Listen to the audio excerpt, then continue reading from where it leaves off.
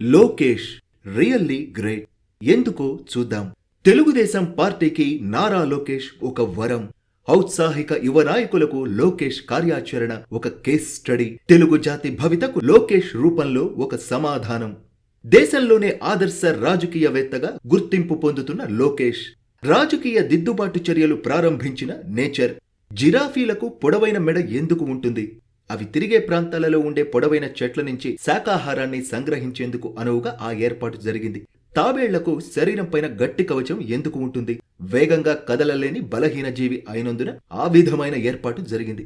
ఈ విధంగా ప్రకృతి అంటే నేచర్ ఎవరికి ఏది అవసరమో అది సమకూరుస్తుంటుంది. మానవ జీవితంలోనూ అంతే. ఒక్కోమారు ప్రకృతి విరుద్ధంగా కార్యక్రమాలు జరుగుతుంటాయి. అటువంటప్పుడు ప్రకృతే వాటిని సరైన సమయంలో దిద్దుబాటు చేస్తుంది. చట్టం తన పని తాను చేయలేకపోవడం, బలహీనులైన వారు బాధితులుగా మారడం, న్యాయాన్ని కాపాడడంలో వ్యవస్థలు సకాలంలో స్పందించకపోవడం వంటి సందర్భాలలో సమాజంలో అశాంతియుత వాతావరణం ఏర్పడుతుంది. అది తారాస్థాయికి చేరుకోక మునిపే దిద్దుబాటు చర్యలు మొదలవుతాయి. అందుకు ప్రకృతి దోహదకారి అవుతుంది. అవినీతి ఆరోపణపై 53 రోజుల పాటు జ్యుడిషియల్ రిమాండ్లో ఉన్న తెలుగుదేశం పార్టీ అధినేత నారా చంద్రబాబు నాయుడుకు న్యాయస్థానం తాత్కాలిక ఉపశమనం కలిగించింది. అనంతరం ఒక అద్భుతం ఆవిష్కృతం అయింది. అదేంటో చూద్దాం. న్యాయస్థానం కల్పించిన తాత్కాలిక ఉపశమనంతో బయటకు వచ్చిన చంద్రబాబుకు ఉభయ తెలుగు రాష్ట్రాలలో ప్రజలు బ్రహ్మరథం పట్టారు. రాజకీయాలకు అతీతంగా ఒక గొప్ప దార్శనికుడైన వ్యక్తికి ప్రజలు ఈ స్థాయిలో స్వాగతం చెప్పడం భవిష్యత్ రాజకీయ పరిణామాలకు సంకేతంగా భావించవచ్చు. ప్రకృతి దిద్దుబాటు చర్యలు ప్రారంభించింది అని చెప్పడానికి ఇంతకంటే నిదర్శనం ఏం కావాలి? చంద్రబాబు నాయుడు ప్రస్తుతం 7 పదులు పైబడిన వయస్సు కలిగి ఉన్నారు.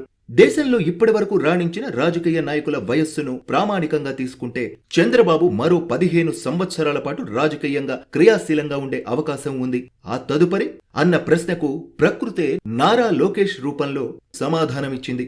తెలుగుదేశం పార్టీ జాతీయ ప్రధాన కార్యదర్శిగా ఉన్న నారా లోకేష్ కేవలం ఎన్టీఆర్ మనమడిగాను, చంద్రబాబు కుమారుడిగాను భావిస్తే అది ఆత్మహత్య సదృశ్యం అవుతుంది. ఆ కుటుంబానికి వారసునిగా ఉండడం లోకేష్ కు ఒక పరిచయ వేదికగా మాత్రమే అక్కరకు వచ్చింది.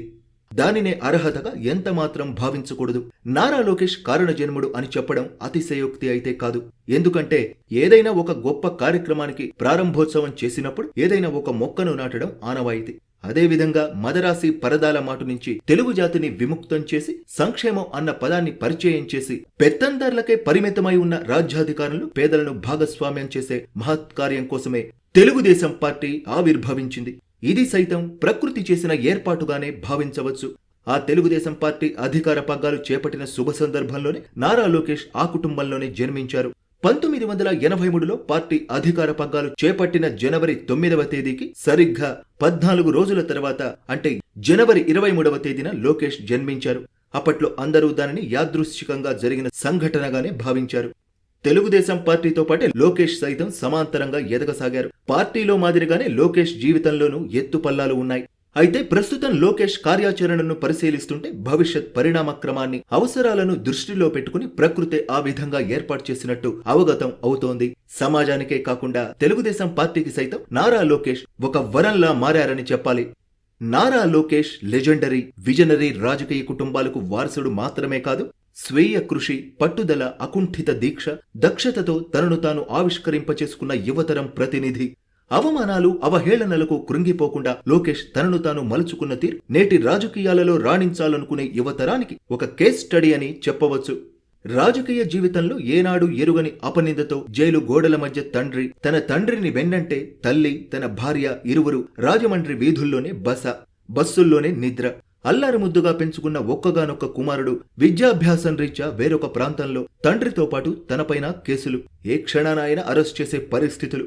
మరోవైపు అధినేత అరెస్టుతో దిక్కుతోచని స్థితిలో ఉన్న తెలుగుదేశం పార్టీ శ్రేణులు, వేరొక వైపు న్యాయవాదులతో నిరంతర సంప్రదింపులు, కార్యకర్తలను రక్షించుకోవడంతో పాటు వారిలో ఆత్మస్థైర్యం, భరోసా నింపాల్సిన బాధ్యత. ఇటువంటి పరిస్థితులు ఎవరికైనా ఎదురైతే వారు కుంగిపోవలసిందే. కానీ ఎన్టీఆర్లోని పట్టుదల, చంద్రబాబులోని సంకల్ప బలాలను కలగలిపిన నారా లోకేష్ పరిస్థితి అందుకు పూర్తి భిన్నంగా మారింది. తనకు ఎదురైన విపత్కర పరిస్థితులను ఒక సవాల్గా స్వీకరించి తమ కుటుంబాన్ని, తెలుగుదేశం పార్టీని లక్ష్యంగా చేసుకుని నిర్వీర్యం చేయాలని చూసిన రాజకీయ శక్తులకు సింహ స్వప్నంగా మారారు లోకేష్.